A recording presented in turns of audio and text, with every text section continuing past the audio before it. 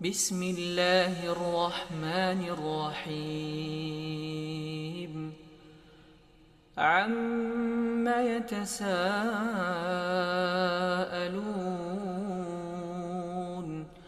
عن النبأ العظيم الذي هم فيه مختلفون كلا سيعلمون ثم كلا سيعلمون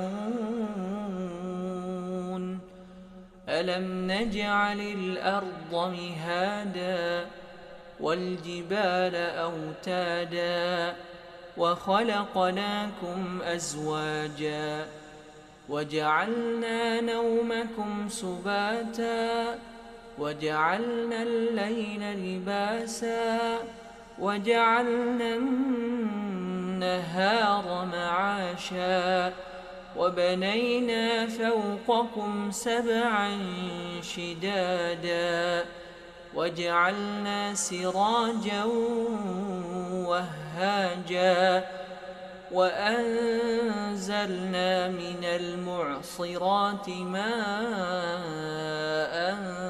ثجاجا لنخرج به حبا ونباتا وجنات ألفافا إن يوم الفصل كان ميقاتا يوم ينفخ في الصور فتأتون أفواجا وفتحت السماء فكانت أبوابا وسيرت الجبال فكانت سرابا إن جهنم كانت مرصادا للطاغين مآبا لابثين فيها أحقابا لا يذوقون فيها بردا ولا شرابا إلا حميما وغساقا جزاء وفاقا إنهم كانوا لا يرجون حسابا وكذبوا بآياتنا كذابا وكل شيء أحصيناه كتابا فذوقوا فلن نزيدكم إلا عذابا إن للمتقين مفازا حدائق وأعنابا وكواعب أترابا وكأسا دهاقا لا يسمعون فيها لغوا ولا كذابا جزاء من ربك عطاء حسابا رب السماوات والأرض وما بينهما الرحمن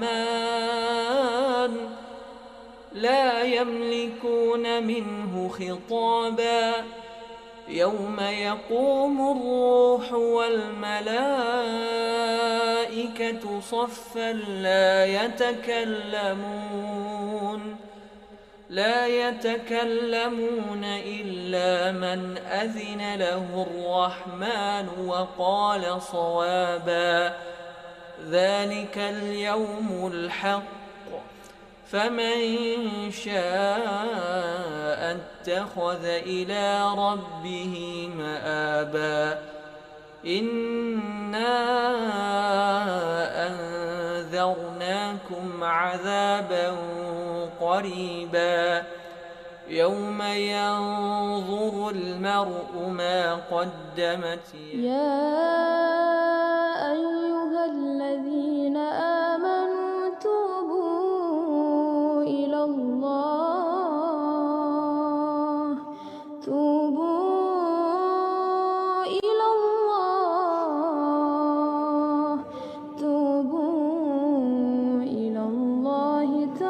توبة نصوحا.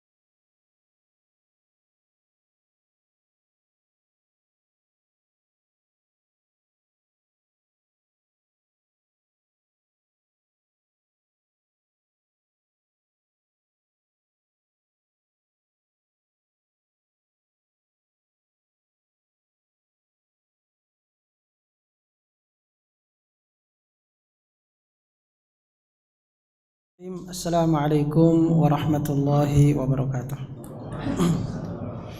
Innal hamdalillah nahmaduhu wa nasta'inuhu wa nastaghfiruh wa na'udzu billahi min shururi anfusina wa min sayyiati a'malina may yahdihillahu fala mudilla lahu wa may yudlil fala hadiya lahu wa ashhadu an la ilaha illallah wahdahu la syarika lahu wa ashhadu anna Muhammadan abduhu wa rasuluh. Allahumma salli wa sallim wa barik ala habibina al-Mustafa Muhammadin wa ala alihi wa ashabihi ajma'in. Amma ba'd. Bapak Ibu hadirin hadirat jamaah salat maghrib rahimakumullahu ta'ala jami'an. Alhamdulillah, mari kita memulai pengajian kita pada malam hari ini dengan memuji Allah Subhanahu wa taala, mengagungkan Allah Rabbul Alamin dan mensyukuri nikmat yang Allah Subhanahu wa taala anugerahkan pada kita semua. Nikmat yang berlimpah, nikmat yang tidak seorang pun di antara kita yang mampu untuk menghitungnya, utamanya nikmat hidayah iman dan Islam ini, yang merupakan nikmat yang paling utama, nikmat yang paling berharga, yang tidak diberikan Allah kepada semua manusia, tapi hanya diberikan kepada hamba-hamba yang dipilihnya saja. Kemudian mari kita berselawat pada Nabi kita, manusia mulia, manusia agung, manusia yang paling kita cintai, suri tauladan bagi kita semua dalam kehidupan, Rasulullah Muhammad sallallahu alaihi wasallam. Demikian pula kepada keluarga beliau dan sahabat-sahabat beliau radhiyallahu taala anhum ajma'in. Hadirin dan hadirat jamaah salat maghrib rahimakumullah. Tema kajian kita pada malam hari ini adalah bersyukur atas nikmat dan musibah dari Allah Subhanahu wa taala. Ini judul yang ditawarkan oleh panitia kepada kami. Mungkin kita bertanya, bersyukur atas nikmat sudah biasa, tapi bersyukur atas musibah ini biasanya kalau musibah bersabar. Ya, tapi ini bersyukur atas musibah juga. Jadi bagaimana kita mensyukuri nikmat dan mensyukuri musibah. Tentu kehidupan kita ini ya berputar antara nikmat atau musibah, yang sesuatu yang kita sukai atau sesuatu yang tidak kita sukai. Karena itulah kemudian Rasulullah SAW menyebutkan bahwasanya orang beriman itu orang yang paling unik. Orang beriman itu yang mengagumkan, menakjubkan. Beliau bersabda, "Ajaban li amril mu'min." Amat menakjubkan urusan orang-orang beriman. Mengapa?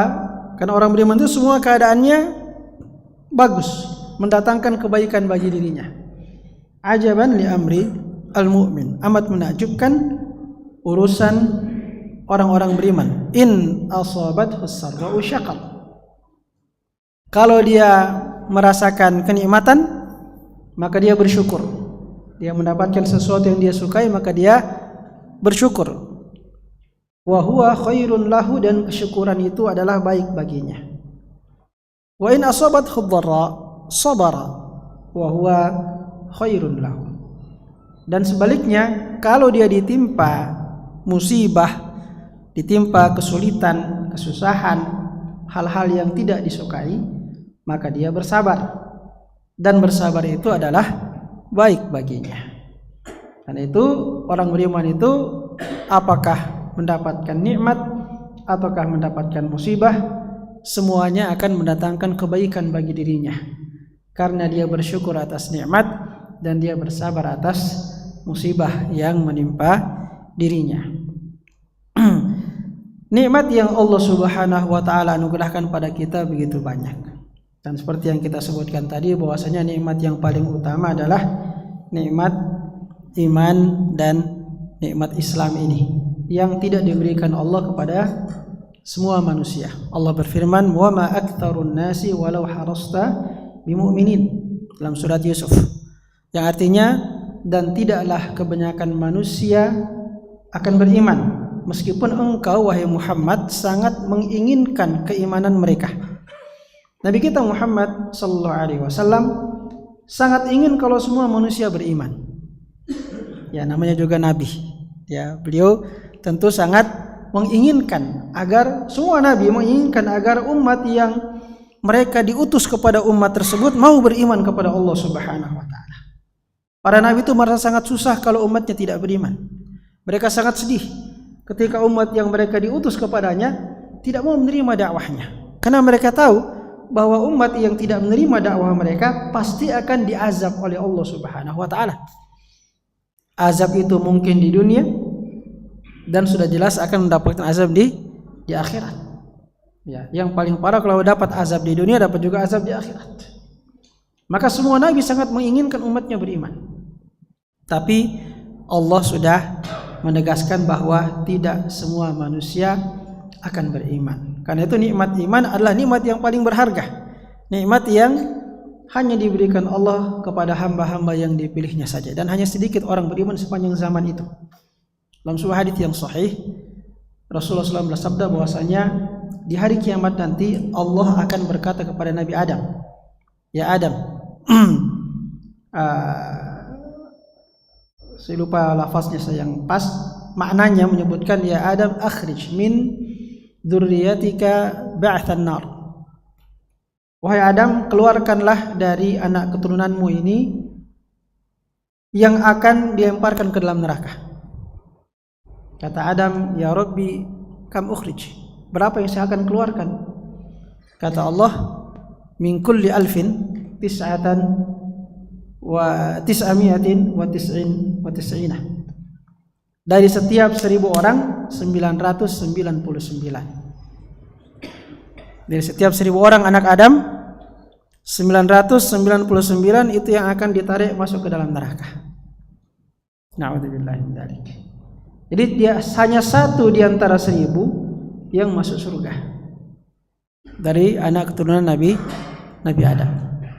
Ya, ketika itu sahabat-sahabat merasa resah, bagaimana ya Rasulullah, kalau setiap 1000 orang di antara kita cuma satu yang masuk surga. Ya. Tapi Nabi kemudian berikan berita gembira, saat itu dari kalian. Ya, yang 99 itu yang kafir, yang seperti Ya'juj wa Ma'juj. Ya. Jadi harapan besar bagi umat Muhammad sallallahu alaihi wasallam bahwasanya mereka lah satu dari 1000 orang yang akan dimasukkan ke dalam surga. Karena itu nikmat yang sangat mahal. Kemudian nikmat-nikmat lainnya yang semua nikmat ini membutuhkan kesyukuran. Hanya saja sebagian manusia tidak menganggap nikmat itu kecuali jika dia berupa harta. Ya, dikatakan nikmat kalau dalam bentuk harta. Karena memang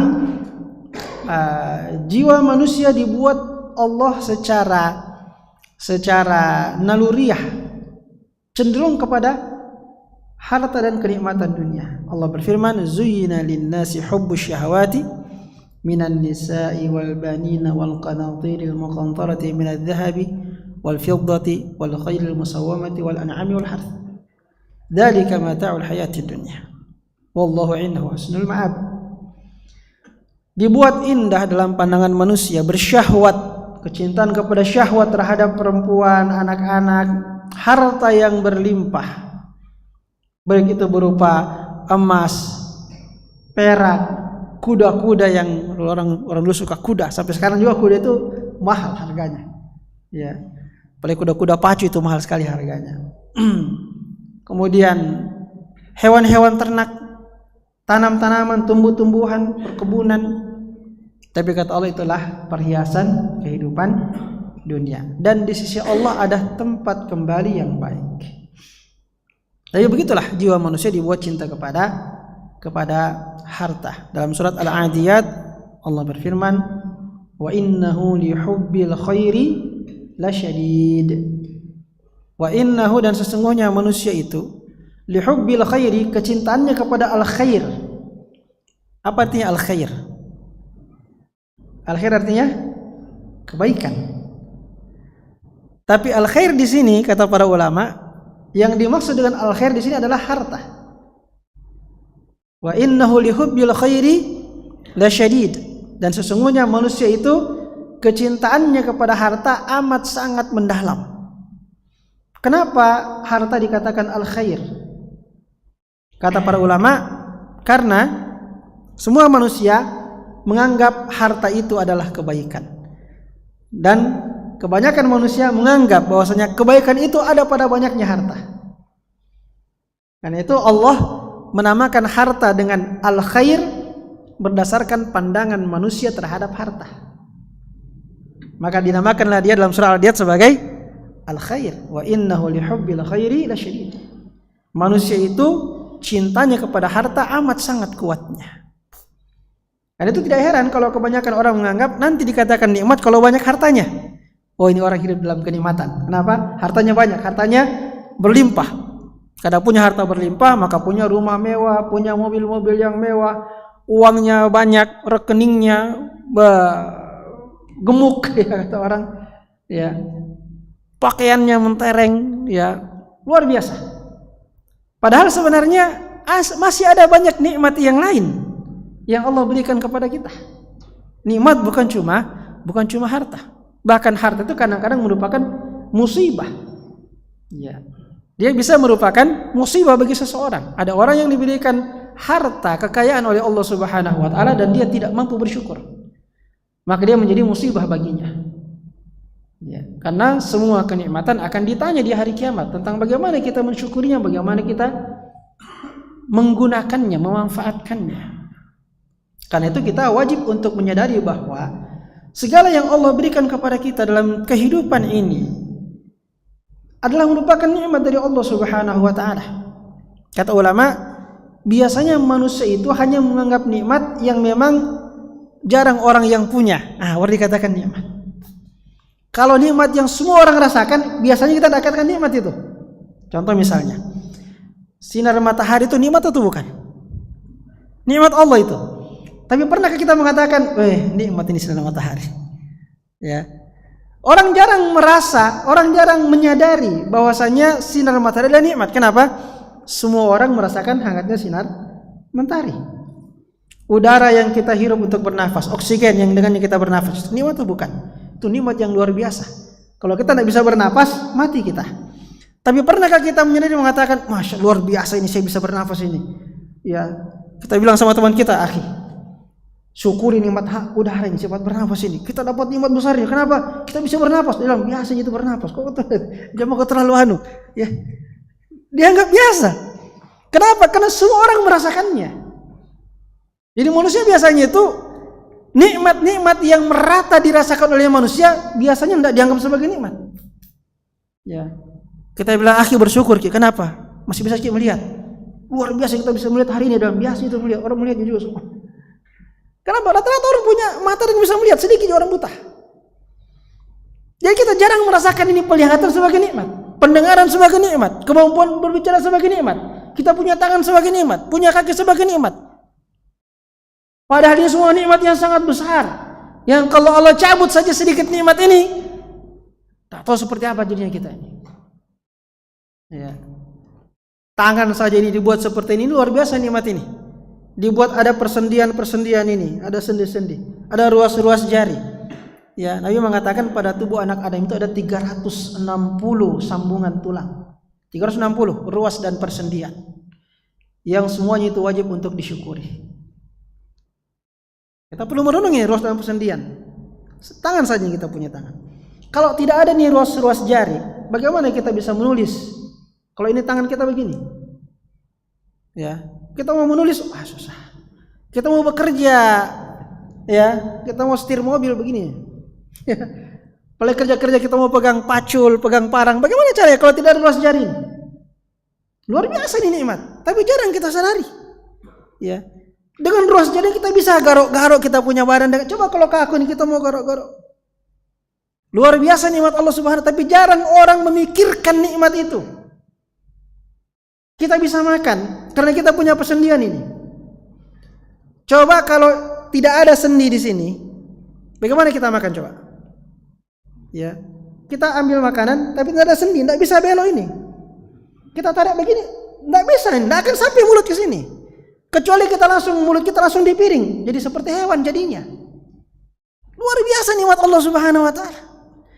Tapi pernahkah kita berpikir dan menyadari kemudian mensyukuri bahwa ya Allah luar biasa ini nikmat. Luar biasa. Ya. Yang mana orang biasanya nanti banyak harta baru nikmat. Padahal wa fi anfusikum afala tubsirun. Pada dirimu sendiri kau tidak perhatikankah? Begitu banyak nikmat Allah pada diri kita ini. Belum kalau kita bicara organ-organ yang lain. Ada jantung, ada hati, ada ginjal, ada usus, ada darah. Macam-macam, ada otak ini yang pada diri kita saja ini kalau betul kata Allah, wa in ta'uddu ni'matallahi la tuhsuha. Kalau kamu hitung nikmat-nikmat Allah, kamu tidak akan mampu menghitungnya. Saking banyaknya nikmat Allah Subhanahu wa taala. Jadi kita ini manusia perlu banyak merenung ini. Apalagi orang yang sering mengeluh dengan kurangnya harta. Kita hidup susah ini. Uang kita sedikit. Sudah kerja keras, pemasukan sedikit. Subhanallah. Coba kita merenung sedikit. Bukan cuma harta yang merupakan nikmat Allah kepada kita. Ya. Tapi semua yang kita rasakan hari ini adalah merupakan nikmat Allah. La in syakartum la azidannakum. Kalau kau bersyukur maka aku akan tambahkan nikmatku kepadamu. Maka mensyukuri nikmat adalah kewajiban. Kewajiban karena diancam kalau tidak bersyukur. Wala in kafartum inna adzabi lasyadid. Kalau kamu kufur terhadap nikmatku, azabku sangat pedih. Maka jangan pernah meremehkan sedikit pun nikmat yang Allah Subhanahu wa taala berikan kepada kita. Itu yang pertama, kita wajib untuk mensyukuri nikmat-nikmat Allah Subhanahu wa taala, dan ini butuh perenungan. Butuh kita merenung supaya kita sadar bahwa nikmat itu sangat banyak. Bagaimana kita bersyukur? Kata ulama, syukur itu dengan hati, dengan lisan, dengan anggota tubuh. Pertama, syukur dengan hati.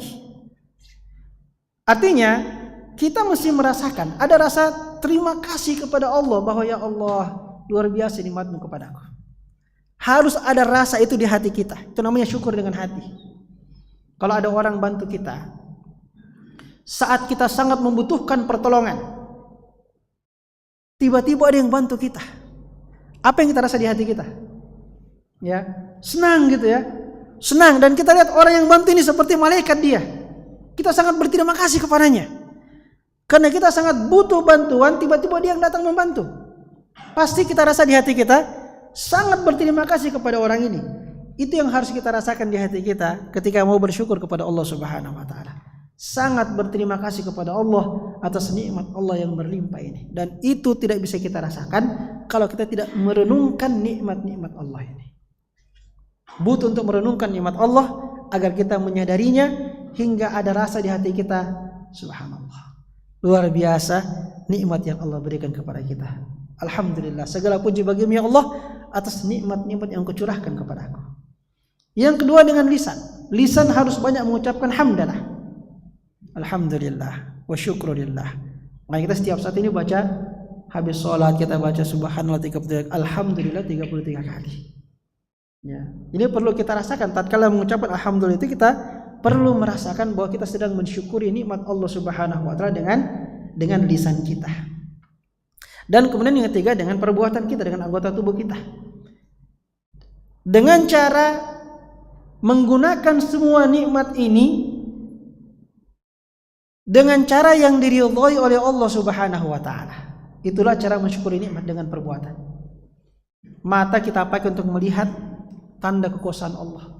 Pakai baca Quran, pakai baca buku-buku agama, pakai dengan kebaikan-kebaikan. Telinga kita pakai untuk mendengarkan Al-Quran, mendengarkan nasihat-nasihat agama, mendengarkan kata-kata yang baik. Lisan kita pakai untuk mengucapkan kalimat-kalimat kebaikan. Semua nikmat ini harus kita pakai sesuai dengan yang ditentukan oleh Allah Subhanahu wa taala. Harta yang kita miliki, keluarkan di jalan yang diridhai oleh Allah Subhanahu wa taala. Itu cara mensyukuri nikmat dengan anggota tubuh, dengan amal perbuatan. Ditambah dengan memperbanyak ibadah-ibadah kepada Allah sebagai wujud kesyukuran kita kepada Allah Subhanahu wa taala. Aisyah pernah bertanya kepada Rasulullah sallallahu alaihi wasallam, karena beliau itu sangat rajin beribadah. Malam itu tidurnya sedikit, lebih banyak sholatnya. Aisyah mengatakan, "Ya Rasulullah, Anda ini orang yang dijamin masuk surga. Mengapa Anda masih berlelah-lelah untuk beribadah?" Jadi kalau logika kita kan, kalau sudah pasti masuk surga, ya santai-santai saja. Kan sudah pasti masuk surga. Ya. Tapi Nabi justru begitu kuat ibadahnya, amal solehnya, dakwahnya, jihadnya di jalan Allah Subhanahu wa taala. Pokoknya seluruh hidupnya untuk Allah Subhanahu wa taala. Maka Aisyah mengatakan, "Ya Rasulullah, Anda sudah dijamin masuk surga. Mengapa Anda masih bercapek-capek untuk beribadah?" Jawab beliau, "Afala akunu 'abdan syakura?" Tidak pantaskah kalau saya menjadi hamba yang bersyukur? Oh, berarti Nabi itu banyak beribadah, banyak beramal soleh, berdakwah, berjihad dan seterusnya untuk mensyukuri nikmat Allah Subhanahu wa taala. Karena jaminan masuk surga itu nikmat yang sangat luar biasa. Maka itu beliau ingin syukuri nikmat itu, bukan dengan bersantai-santai, mentang-mentang sudah pasti masuk surga, justru semakin memperbanyak ketaatan dan ibadah kepada Allah Subhanahu wa taala untuk mensyukuri nikmat tersebut. Allah berfirman, "I'malu ala Dawud syukra." Beramallah wahai keluarga Daud sebagai bentuk kesyukuran kepada Allah Subhanahu wa taala. Jadi di antara bentuk bersyukur dengan memperbanyak amal-amal soleh. Nah, inilah cara kita bersyukur kepada Allah Subhanahu wa taala atas nikmat yang kita rasakan. Yang kedua terkait dengan musibah. Ya, musibah ini asalnya kita bersabar. Ya, dan ini banyak sekali dalil-dalil yang menyuruh kita bersabar ketika mendapatkan musibah. Dan Allah memuji orang-orang yang bersabar. Ya. Allah berfirman, "Innama yuwaffas sabiruna ajrahum bighairi hisab." Hanya saja akan dibalas orang-orang yang bersabar dengan pahala tanpa batas. Ya, jadi bersabar itu pahalanya tanpa batas, tidak ada batasnya. Biasanya kita beramal dibalas Allah minimal 10 kali lipat sampai 700 kali lipat. Ya, tidak ada amal soleh dibalas 1 kali lipat, 2 kali lipat, 3 kali lipat, tidak ada. Minimal 10 kali lipat. Itu minimal balasan Allah Subhanahu wa taala. Kata Nabi, ila 700 dhifin, sampai 700 kali lipat. Tapi kesabaran ini pahalanya itu tidak dihitung, berlipat-lipat ganda yang tidak terhitung. Innama yuwaffas sabiruna ajrahum bighairi hisab. Hanya saja orang-orang yang bersabar itu akan dibalas pahalanya tanpa diperhitungkan, tanpa dihitung oleh Allah Subhanahu wa taala. Karena itu puasa itu juga termasuk ibadah yang pahalanya tidak terhitung. Kenapa? Karena intinya puasa adalah bersabar. Sabar sabar dalam menahan lapar, tidak makan. Sabar dalam menahan minum, ya, tidak. Sabar dalam menahan haus, kita tidak minum. Sabar dari berhubungan suami istri. Karena dia adalah ibadah yang intinya adalah kesabaran, maka puasa juga itu masuk dalam ayat ini. Innama yuwaffas sabiruna ajrahum bighairi hisab. Orang-orang yang bersabar itu akan dibalas pahalanya bighairi hisab, tanpa batas.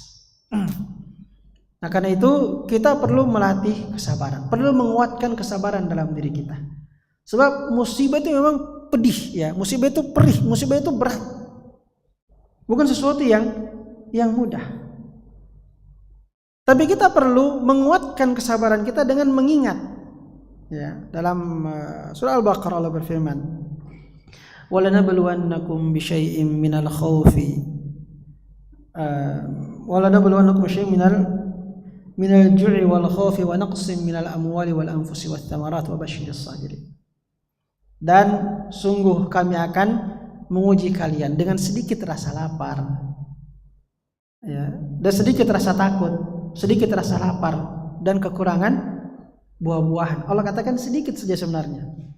Walanabluwannakum bisyai'in minal khaufi wal ju'i wa naqsin minal amwali wal anfusi wath thamarat. Bisyai'in, syai'in artinya sedikit. Sungguh akan kami uji kalian dengan sedikit. Jadi suatu ujian Allah sebenarnya ringan sebenarnya. Bisyai'in minal khauf, sedikit rasa takut. Wal ju', sedikit rasa lapar. Ya, wa naqsin, dan kekurangan pada harta, pada jiwa dan pada buah-buahan. Wa basyiris sabirin, maka sampaikanlah berita gembira kepada orang yang sabar. Siapa orang yang sabar itu? Alladzina idza asabathum musibah qalu inna lillahi wa inna ilaihi raji'un. Itu orang yang apabila mereka terkena musibah, mereka mengatakan sesungguhnya kita ini milik Allah. Inna lillahi, kita milik Allah. Wa inna ilaihi raji'un, dan kita akan kembali kepada Allah. Ternyata ini resepnya supaya bisa sabar. Jadi kalau kita bertanya bagaimana supaya kita bisa menumbuhkan kesabaran, ucapkan kalimat ini dengan penghayatan. Karena orang yang bersabar, kata Allah, orang yang mengucapkan inna lillahi wa inna ilaihi raji'un ketika mendapatkan musibah. Tapi kadang-kadang kalimat ini kita ucapkan secara spontan saja. Telah wafat fulan bin fulan, maksud inna lillahi wa inna ilaihi raji'un. Ya, spontan, sebagai sebuah spontanitas. Tapi apa kita menghayati maknanya? Apalagi kalau bukan kita yang kena musibah, kan gampang saja itu, ya. Bukan kita yang kena, orang kena musibah kita bilang inna lillahi wa inna ilaihi raji'un. Tapi kalau kita yang kena musibah, coba. Disitulah kalimat ini akan menguatkan kesabaran kita. Orang-orang yang ketika ditimpa musibah mengucapkan inna lillah, kita ini milik Allah, dia sedang mengingatkan dirinya bahwa kita milik Allah. Maka jika Allah mengambil kerabat kita, Allah mengambil orang tua kita, anak kita, istri kita, suami kita, Allah mengambil orang-orang yang kita cintai dengan diwafatkan mereka, innalillah. Memang kita ini milik Allah. Apa hak kita untuk marah misalnya? Apa hak kita untuk tidak terima? Bukan milik kita, ini milik Allah. Ya. Jangankan orang tua kita, anak kita, saudara kita, suami istri kita, diri kita sendiri saja milik Allah. Inna lillahi. Kita ini milik Allah. Maka kalau kalimat ini kita ucapkan saat tertimpa musibah dengan penghayatan akan maknanya, itulah yang akan memperkuat kesabaran kita. Jadi bukan cuma sekedar kalimat yang diucapkan di lisan belaka. Innalillah, kita milik Allah. Sadarkan diri kita bahwa oh iya, sudah saatnya untuk kembali. Ya, maka kita harus merelakan Maka di atas kesabaran ada namanya ridho. Di atas sabar namanya ridho dengan musibah. Karena sabar biasanya terpaksa kan, kadang-kadang ya terpaksa. Mau dia apa? Kalau sudah meninggal tidak bisa kembali, tidak akan mungkin hidup kembali. Jadi kesabaran yang terpaksa gitu. Ya harus bersabar, tidak akan mungkin berubah. Maka di atas kesabaran ada namanya ridho. Kita ridho dengan ketetapan Allah Subhanahu wa ta'ala. Kalau kita menghayati inna lillahi wa inna ilaihi raji'un, kita milik Allah dan semua milik Allah akan kembali kepada Allah, kita akan sampai pada tingkatan ridho dengan takdir Allah Subhanahu wa ta'ala yang tidak kita sukai, yang tidak kita senangi. Di atas ridho namanya syukur. Ini tadi yang dalam judul kita ini. Bagaimana mensyukuri musibah itu? Bagaimana kita mensyukuri musibah?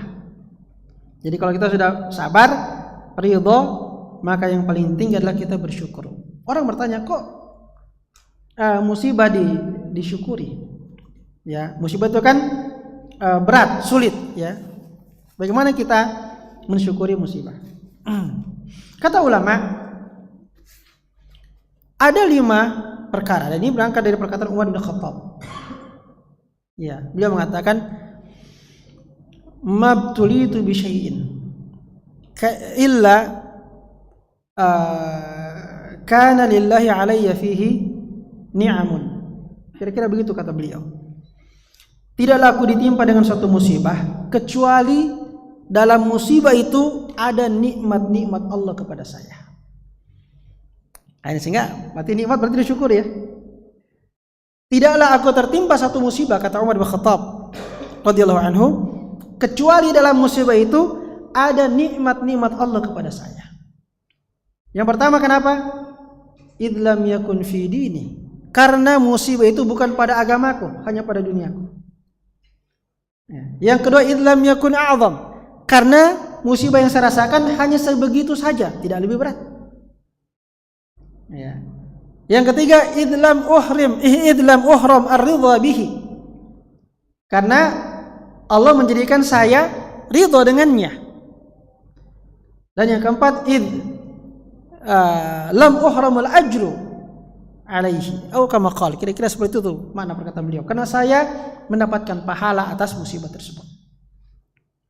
Nah, dari situ ulama mengatakan ini setiap musibah yang kita rasakan, kalau kita hayati perkataan Umar ini, maka kita akan bersyukur atas musibah. Ya, disinilah titik kesyukuran kita kepada saat kita terkena musibah. Di samping sabar, kita ridho, kita bersyukur. Yang pertama tadi, karena musibah itu bukan pada agama kita. Coba kalau musibah pada agama kita. Ada seorang mengeluh pada seorang ulama. Dia bilang, masuk pencuri di rumahku. Aduh, kasihan saya dapat musibah ini. Pencuri masuk di rumahku, dicuri hartaku. Kata ulama itu, bersyukurlah. Kok bersyukur? Ya, karena cuma pencuri yang masuk rumahmu mengambil hartamu, bukan setan masuk di hatimu mengambil imanmu. Kalau setan masuk di hatimu mengambil imanmu, kau jadi kafir. Maka bersyukurlah karena hanya pencuri yang masuk rumahmu mengambil hartamu. Karena musibah pada agama adalah musibah yang paling berat. Karena itulah orang-orang yang kafir itu musibahnya sangat berat. Mereka diberikan musibah kekafiran. Ya. Dan itu diantara musibah yang tidak boleh bersabar. Kata ulama, ada musibah yang kita tidak boleh bersabar. Seperti apa? Musibah berupa kekafiran dan kemaksiatan. Itu musibah sebenarnya. Cuma jarang orang menganggap itu musibah. Itu musibah pada agama. Kalau Allah jadikan seseorang kafir, itulah musibah yang paling besar dan dia tidak boleh bersabar dalam kekafiran. Dia seharusnya berusaha keluar dari kekafiran, jangan bersabar dalam kekafiran. Kalau Allah timpakan pada seseorang jadi penjahat, jadi kriminal, jadi ahli maksiat, jadi pendosa, itu musibah. Dan itu musibah pada agama. Dan kita tidak boleh bersabar. Sabar kita ini ditakdirkan jadi pencuri. Jangan bersabar. Ya, itu bukan tempat, itulah musibah yang tidak boleh kita bersabar, kata ulama. Ya, musibah pada agama tidak boleh bersabar. Wajib untuk keluar dari musibah itu. Maka yang kafir wajib untuk beriman. yang ahli maksiat wajib untuk taat, karena dia adalah musibah yang tidak boleh kita bersabar di dalamnya. Karena itu kalau kita hanya mendapatkan musibah dunia, alhamdulillah, hanya dunia saja. Artinya cuma apa? Cuma kesulitannya di dunia saja itu. Kalau musibah itu kena agama kita, maka kesulitannya di hari kiamat untuk selama-lamanya. Na'udzubillahi min dzalik. Jadi setiap kita kena musibah, kita sakit, mungkin kecelakaan, ya, kecurian, apa segala macam, cobalah renungkan. Alhamdulillah, hanya dunia saja. Imanku masih utuh. Ya, saya masih bisa beribadah. Bersyukur itu. Ada gangguan. Ya bersyukur, ya, karena musibahnya hanya pada itu yang pertama. Yang kedua, rasakanlah setiap kita terkena musibah bahwa alhamdulillah cuma sebegitu saja musibahnya, tidak yang lebih berat. Karena setiap musibah yang kita rasakan ada tingkatan yang lebih berat daripada itu. Ya kan? Ada orang kecelakaan, luka-luka. Alhamdulillah cuma luka-luka saja, tidak patah, gitu ya. Musibahnya cuma luka-luka, tidak patah. Ya. Kecelakaan, hancur mobilnya, remuk, tapi dia selamat. Alhamdulillah cuma mobilku saja, saya selamat. Alhamdulillah. Itu namanya bersyukur dalam musibah. Kenapa? Kita tahu bahwa ada musibah yang lebih berat daripada itu, dan Allah hanya timpakan kita yang lebih ringan. Bagaimana kalau patah? Bersyukur juga. Alhamdulillah cuma patah. Ada yang pecah kepalanya. Ya. Jadi semua musibah yang kita rasakan itu ada yang lebih berat tingkatannya daripada itu. Maka bersyukurlah bahwa hanya seperti itu musibah yang kita rasakan. Allah tidak timpakan yang lebih berat daripada itu. Itu yang kedua. Yang ketiga, kalau kena musibah, yakinilah bahwasanya setiap musibah kalau kita bersabar ada pahalanya. Ya, kata Nabi, sampai duri yang kita injak di jalanan itu menghapuskan dosa-dosa kita, dan kita mendapat pahala dari Allah Subhanahu wa taala. Berarti bersyukur dong. Kalau injak duri, alhamdulillah, terhapus lagi dosaku. Ya, kita tidak terlalu susah itu. Kalau kita ingat ini, poin-poin ini seperti yang dikatakan Umar bin Khattab, maka kita akan mudah menghadapi musibah dan mampu bersyukur tatkala terkena musibah. Ya. Musibah apapun, alhamdulillah terhapus lagi dosaku. Kita sakit, alhamdulillah terhapus lagi dosaku. Kita bersabar, dapat pahala. Itu yang ketiga. Yang keempat, bahwa musibah itu hanya terjadi di dunia, bukan di akhirat. Karena musibah-musibah yang kita rasakan itu kan penghapus dosa. Artinya apa? Kita punya dosa, lalu Allah hapuskan dosa kita dengan menimpakan musibah kepada kita di dunia. Hukumannya dihukum memang kita di dunia ini, maka bersyukurlah, alhamdulillah hukumannya di dunia. Coba kalau di akhirat, hukuman dunia tidak ada apa-apanya dibandingkan hukuman akhirat. Hukuman akhirat bisa kekal. Kalau kekal, na'udzubillahi min dzalik. Kalau sampai kafir, na'udzubillahi min dzalik. Kalaupun tidak kekal, ya, kita dihukum karena dosa kita di akhirat. Karena orang beriman itu bisa masuk neraka kalau ditimbang nanti amal buruknya lebih berat daripada amal baiknya. Maka harus digiring ke neraka. Sebelum masuk neraka dikasih kesempatan syafaat. Kalau dapat syafaat tidak jadi masuk neraka. Tapi kalau tidak dapat syafaat, terakhir nanti ampunan Allah. Itu harapan terakhir. Semua syafaat tidak dapat. Harapan terakhir kalau dia punya iman, ampunan Allah Subhanahu wa taala. Ternyata juga Allah tidak ampunkan, maka terpaksa harus masuk neraka. Sebagai balasan apa? Atas dosa-dosa. Maka ketika dosa kita dibalas di dunia, bersyukurlah. Alhamdulillah saya dapat musibah ini. Artinya apa? Itu balasan Allah di dunia atas dosa yang saya lakukan. Karena kalau sampai balasannya di akhirat, meskipun orang beriman tidak kekal dalam neraka, tapi hukuman akhirat itu tidak ada keringanannya sedikit pun. Hukuman neraka tidak ada keringanannya sedikit pun. Andai kan ada orang beriman harus masuk neraka dulu untuk mencuci dari dosanya, itu tidak akan ada keringanan sedikit pun. Maka penduduk neraka akan mengatakan, ya Malik liyaqdi alaina rabbuk. Dia bilang, wahai malaikat Malik, minta sama Allah kita dimatikan saja semua ini. Tidak tahan lagi. Tidak ada keringanan sedikit pun. Ya. Yukhaffif alaina yawman minal adab. Dia mereka juga minta supaya Allah ringankan satu hari saja ya Allah. Yauman saja minal adab daripada azab neraka. Tidak ada. Qala innakum makithun. Tidak, tinggal rasakan situ. Ya. Maka sudah waktu ya. Ya. Terus rasakan cepat. Maka bersyukurlah karena balasannya hanya di dunia, bukan di akhirat. Poin terakhir yang kelima, bahwa musibah itu sudah terjadi karena semua musibah sudah ditakdirkan. Maka jika ada musibah yang menimpa kita, kita bilang alhamdulillah, selesai ini lagi satu. Artinya yang tertulis di Lauhul Mahfuz sudah selewat satu. Ya, mudah-mudahan tidak ada yang setelahnya. Ini 5 poin kata para ulama. Kalau kita hayati tatkala kita terkena musibah, maka kita bisa mensyukuri, ada kesyukuran di balik musibah tersebut. Selain kita bersabar, kita ridho, bahkan kita bersyukur. Yang pertama, karena bukan terjadi pada agama kita, bukan musibah pada agama. Yang kedua, karena hanya segitu saja, tidak lebih berat. Yang ketiga, karena ada pahalanya. Yang keempat, karena di dunia saja, bukan hukuman di akhirat. Dan yang kelima, karena sudah terjadi satu yang ditakdirkan, ya, dan kita sudah bisa merasa tenang karena sudah selesai satu takdir kita.